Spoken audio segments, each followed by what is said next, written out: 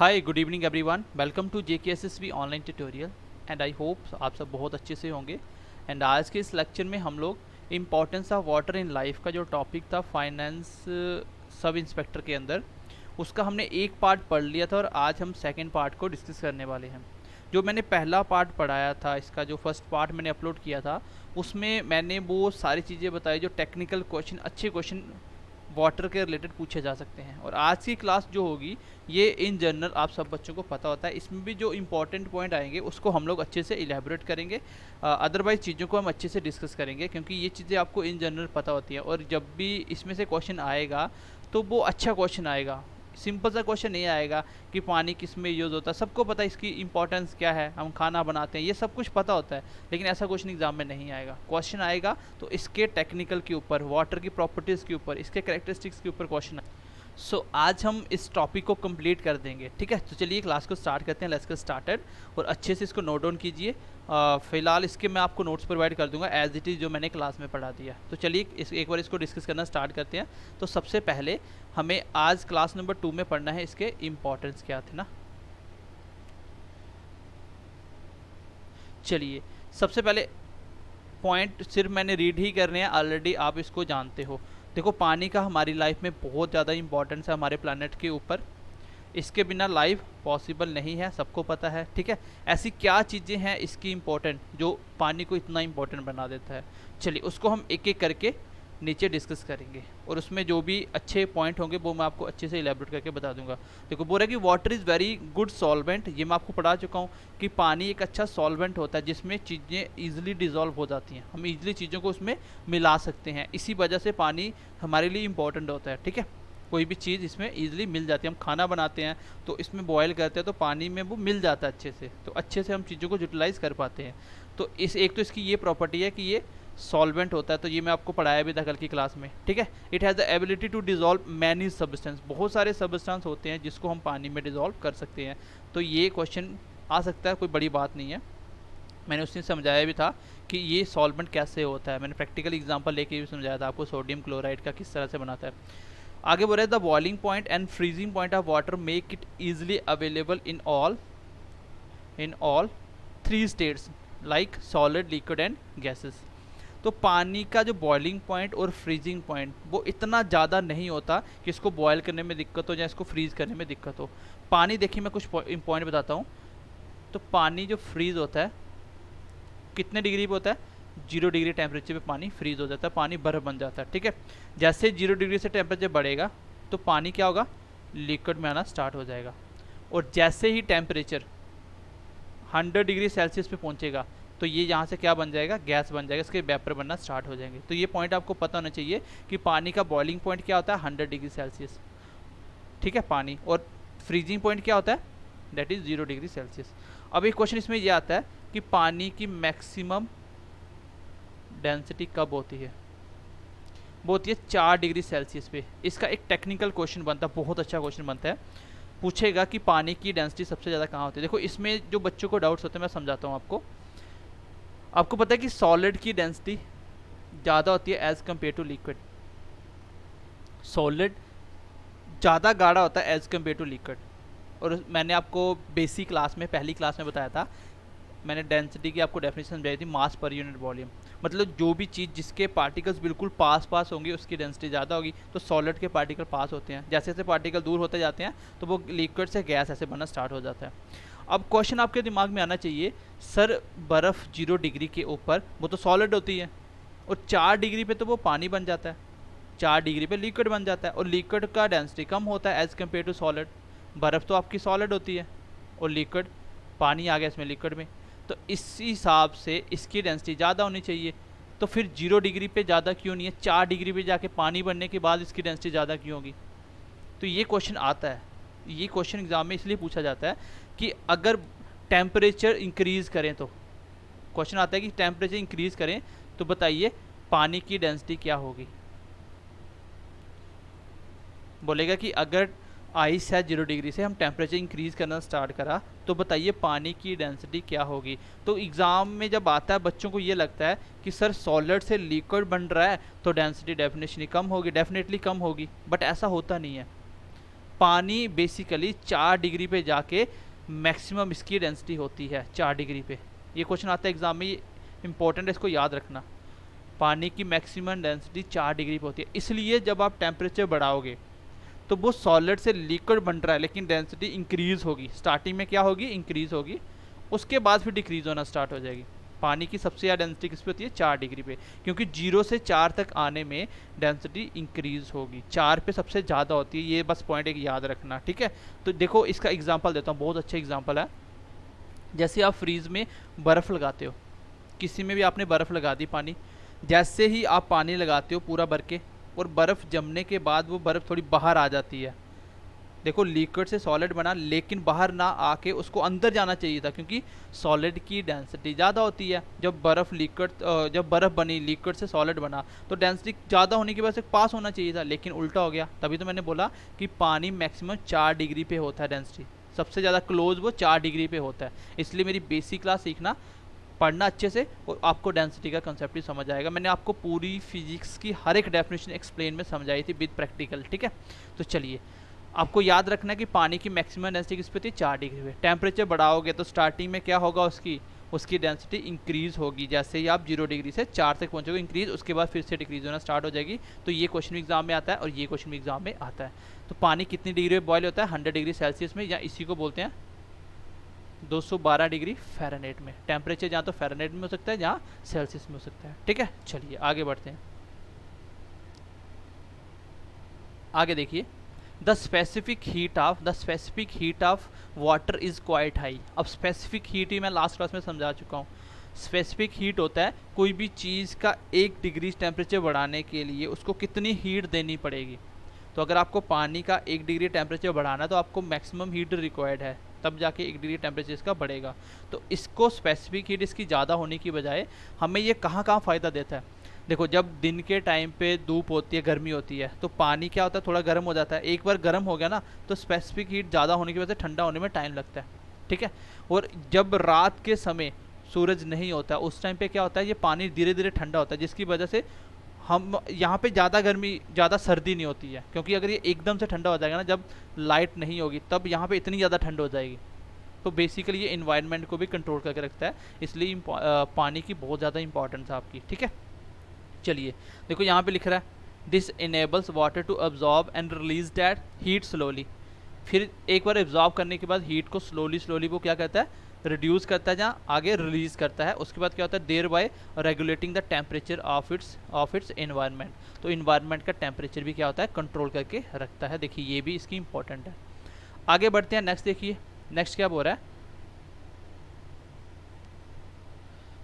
और ये क्या करता है, यहाँ पे इसकी ट्रांसपेरेंसी होने की वजह से, मतलब इसमें से लाइट पास हो जाती है ना, आर पार दिख जाता है आपको, तो ठीक है, उसकी होने की वजह से वाटर में से लाइट इजीली नीचे पानी के अंदर तक जा पाती है, जिसकी वजह से जो पानी में रहने वाले जितने भी जीव होते हैं उनको भी लाइट मिल पाती है, वो भी अपना लाइफ सर्वाइव कर सकते हैं, ठीक है, वो कर सकते हैं इसकी वजह से। अगर लाइट नहीं होगी तो वो भी जिंदा नहीं रहेंगे। जो भी प्लांट्स वगैरह होते हैं पानी के अंदर, उनको भी लाइट ज़रूरी होती है, क्योंकि फोटोसिंथेसिस ऐसे नहीं होगा। आपको पता है लाइट होना ज़रूरी है, अगर लाइट नहीं होगी तो फोटोसिंथेसिस नहीं होगा, ठीक है। चलिए आगे बढ़ते हैं, नेक्स्ट देखिए गाइस।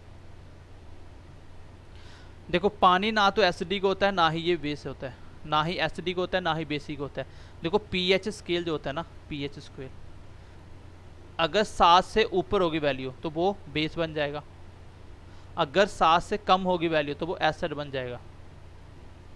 अगर 7 से ज़्यादा वैल्यू होगी तो बेस बन जाएगा, 7 से कम एसिडिक। और पानी न्यूट्रल होता है, इसका पीएच कितना होता है, 7। वाटर का पीएच कितना होता है, 7। और इसकी वजह से हम लोग पानी को एज अ न्यूट्रल, इसको हम अच्छे से यूज़ कर सकते हैं। आप इतना सारा पानी पीते हो तो भी एसिडिटी नहीं होती है।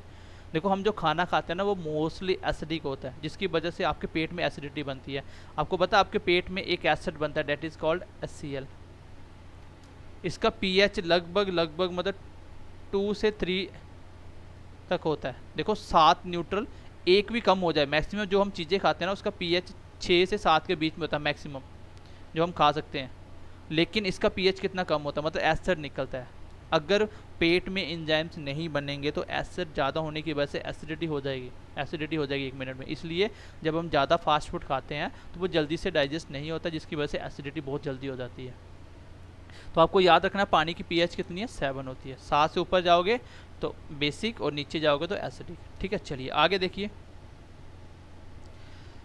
These unique qualities of water along with its abundance on the planet, 71% तो पानी है अर्थ में, जो क्या करता है, मेक का crucial resources for plants animals and human beings. ये सारी प्रॉपर्टी की वजह से ये प्लानट के ऊपर प्लांट्स एनिमल्स और इन्वायरमेंट के लिए इम्पॉर्टेंट होता है।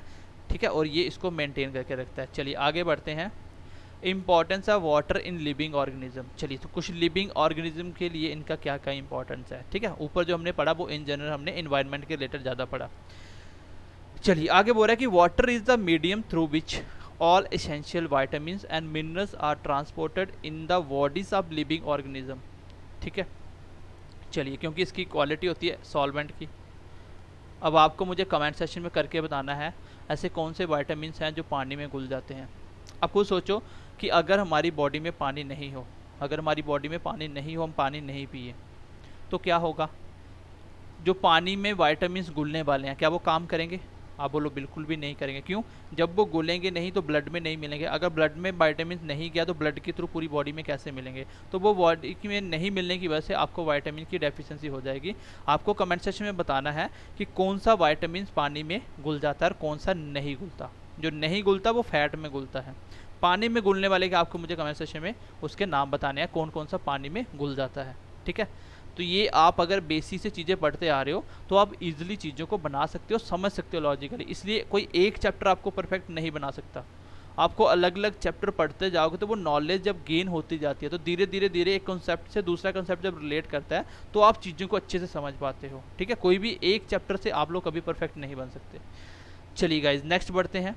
ये तो आपको वैसे भी चीज़ें पता सारी मैंने पढ़ाई हुई हैं कि पानी में कैसे घुलती हैं वाइटामिन। चलिए बोल रहा है कि पानी एक और इम्पॉर्टेंट रोल प्ले करता है क्या, एंजाइम्स इन लिविंग। जो हमारी बॉडी में एंजाइम्स बनते हैं जैसे मैंने अभी ऊपर जिक्र करा। बेसिकली एंजाइम्स जो होता है वो स्ट्रॉन्ग बेस होता है। जब कुछ चीज़ पेट में जब एसिड ज़्यादा बन जाता है तो एंजाइम्स इसको क्या करते हैं, उसको बेसिक बनाने का बेसिक बनाते हैं एसिड से ज़्यादा और उसको न्यूट्रल बनाने का काम करते हैं। अगर हमारी बॉडी में एंजाइम्स नहीं होंगे तो गाइज हमारा खाना डाइजेस्ट नहीं होगा। खाने को डाइजेस्ट करने के लिए एंजाइम्स का होना बहुत ज़रूरी है और अलग अलग ग्लैंड्स होते हैं हमारी बॉडी में जो एंजाइम्स निकालते हैं। ठीक है, अलग अलग जैसे सलाइवरी ग्लैंड्स होते हैं, पैंक्रियाज होते हैं। तो ये क्या होते हैं, कुछ आपके ऐसे ग्लैंड्स होते हैं जो एंजाइम्स निकालते हैं। कुछ ऑर्गन्स होते हैं ग्लैंड्स जो क्या निकालते हैं, हार्मोन्स निकालते हैं। तो बॉडी को इम्बैलेंस नहीं होने देते हैं ये। ठीक है, तो एंजाइम्स के अंदर भी ये काम करते हैं क्योंकि एंजाइम्स आपका लिक्विड इन फॉर्म में होता है तो उसमें भी पानी का इंपॉर्टेंस रोल होता है। ठीक है, चलिए इसलिए बोल रहे हैं कि अल्कलाइन क्या होता है, जो पानी में घुल जाए तो उसको अल्कलाइन बनाने का काम करता है एंजाइम्स को। चलिए आगे देखिए, वाटर क्या हेल्प करता है हमारी बॉडी में, temperature in plants and animals. तो पानी हमारी बॉडी का टेम्परेचर भी रेगुलेट करता है। ये भी आपको मैंने बताया था कि आपकी बॉडी का टेम्परेचर कैसे रेगुलेट होगा, क्योंकि इसकी स्पेसिफिक हीट हाई होती है। जो हमारी बॉडी में एक बार जब ये गर्म हो जाता है तो उसी तरीके से ठंडा भी होता है, मतलब उसी तरीके से ठंडा होता है जितनी हमारी बॉडी की इंटरनल टेम्परेचर होता है। और आपको मुझे कमेंट सेक्शन में ये भी बताना है कि बताइए हमारी बॉडी का नॉर्मल टेम्परेचर कितना होता है फ़ारेनहाइट में, कितना होता है। 90, आगे मैं नहीं लिख रहा हूँ, पॉइंट समथिंग होता है। मुझे एग्जैक्टली लिख के बताना कि बॉडी का नॉर्मल टेम्परेचर कितना होता है। अभी तो कोरोना में तो सबको समझ आ गई होगी कि टेम्परेचर क्या होता है, हार्ट बीट क्या होती है ना, ये सब कुछ पता चल गया होगा, ऑक्सीजन लेवल कितना होना चाहिए। तो फिलहाल आप मुझे साथ में एक तो मुझे बताओगे ऊपर जो मैंने क्वेश्चन पूछा कि पानी में घुलने वाली वाइटामिन बताइए, और दूसरा क्वेश्चन मैंने आपसे क्या पूछा कि आपको बताना है कि हमारी बॉडी का फ़ारेनहाइट के अंदर टेम्परेचर कितना होना चाहिए। ठीक है, चलिए आगे बढ़ते हैं guys.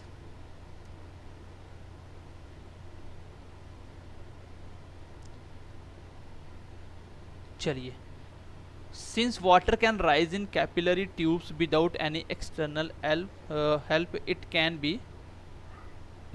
B transported from the roots of tree to the every other part of the tree. Capillarity क्या होता है, कैपिलरिटी एक्शन क्या होता है, देखो कैपिलरिटी एक्शन बेसिकली फिजिक्स का एक चैप्टर का यूनिट है जिसमें कैपिलरिटी क्या होता है, एक ट्यूब होती है ऐसे, कोई भी ऐसी ट्यूब जो नीचे और ओपन दोनों साइड से ओपन हो, कोई भी ऐसी चीज़। तो पानी अगर यहाँ से आएगा तो ऊपर अपने आप आ जाएगा पानी यहाँ तक। जैसे आपको बोलेगा जो आपका लैंप होता है, जैसे आपने पुराने लैंप देखे ना, ऐसे यहाँ पे बत्ती लगी होती पूरी ऐसे धूप बत्ती की तरह नीचे लैंप बना था, यहाँ पे कहीं तेल डलता है और ऐसे उसके ऊपर शीशा लगा होता है, ऐसे हैंडल होता है।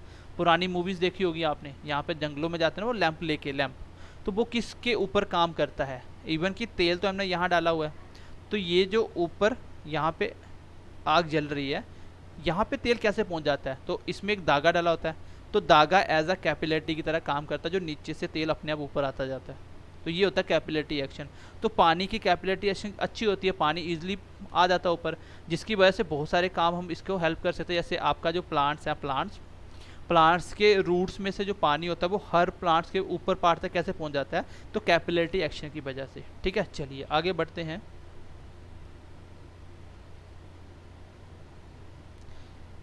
आगे बोल रहा है water is an integral part of photosynthesis. तो ये आपको पता ही है कि फोटोसिंथेसिस कैसा होता है।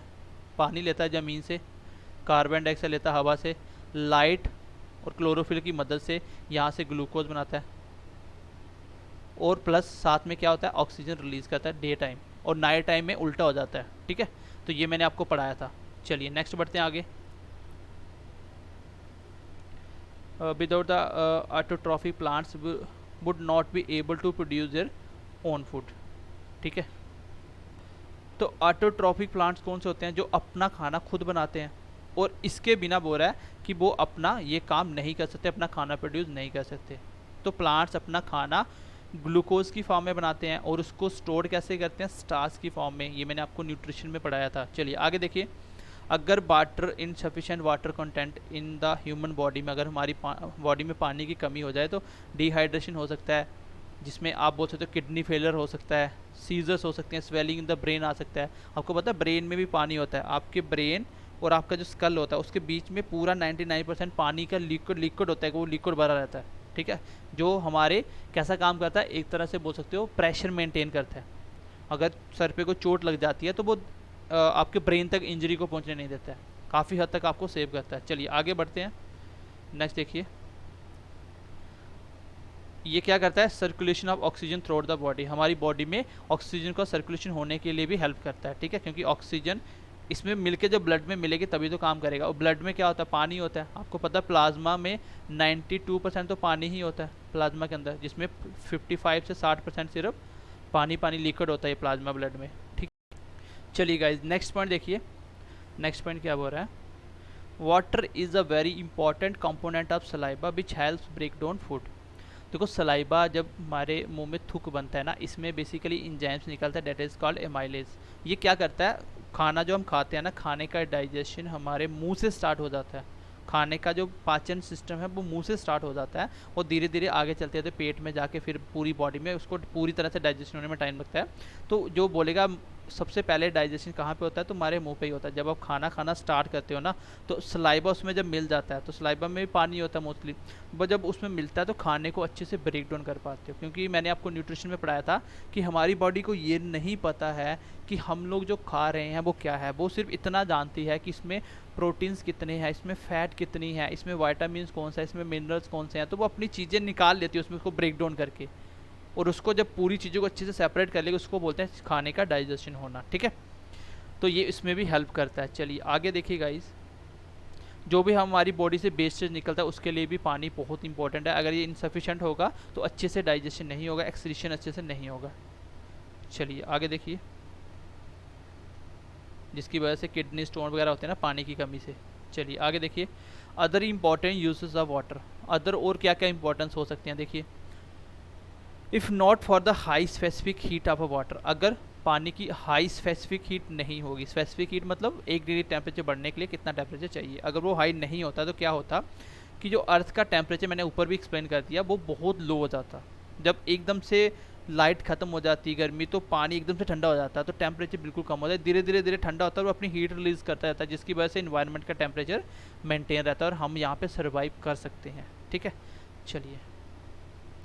The water in the earth ocean absorbs heat from the sun during the day and help maintain the temperature during the night. ये मैंने आपको समझा दिया। ठीक है, मैंने आपको इतनी बात बता दी। आगे देखिए, नेक्स्ट देखिए, water is necessary for the irrigation of crops. ये तो कॉमन सेंस है कि हम फसल वगैरह उगाते हैं, उसके लिए भी पानी इंपॉर्टेंट होता है। ठीक है, चलिए आगे देखिए गाइस, तो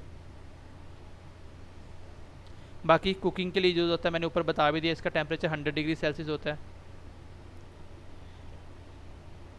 ये तो आपको पता ही है, कपड़े धोने में, खाने में, पीने में काम होता है। Water also serves as a medium for the transportation of cargo, many goods are transported between the earth continue via ships. तो आपको पता है कि समुंदर से शिप वगैरह जाती हैं तो पानी के थ्रू होकर जा रही हैं, तो इसके लिए ट्रांसपोर्टेशन के लिए भी पानी काम आता है।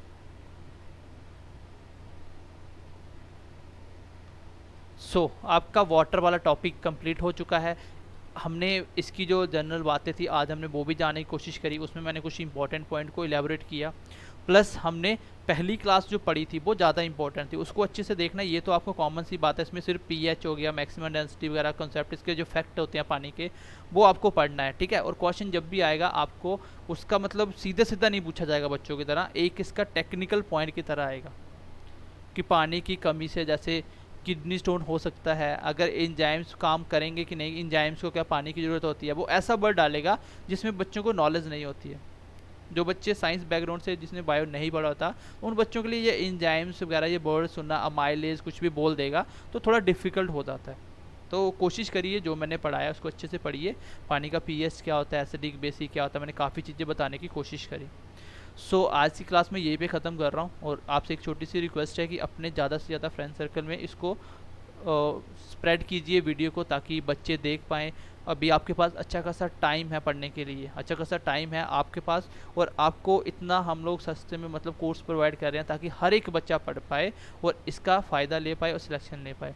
देखो बाकी जो फ्री कर रहा है, फ्री कुछ नहीं है, वो अपने 2-2 हज़ार के तो लोग नोट्स बेच रहे हैं, 500-500 में मॉक टेस्ट दे रहे हैं, फ्री तो हम दे रहे हैं, जो 500 में मॉक भी दे रहे हैं आपको, और इवन कि आपको 50 plus sectional plus full mock मिल जाएंगे आपको, वो भी साथ साथ मिलेंगे। मतलब इतनी अभी प्रैक्टिस हो जाएगी कि अब आपका कुछ भी नहीं बचेगा, ठीक है। जो भी कमी पेशी होगी हम वो भी अभी पूरी करेंगे। ध्यान रखिए अपना, bye bye, take care and God bless you.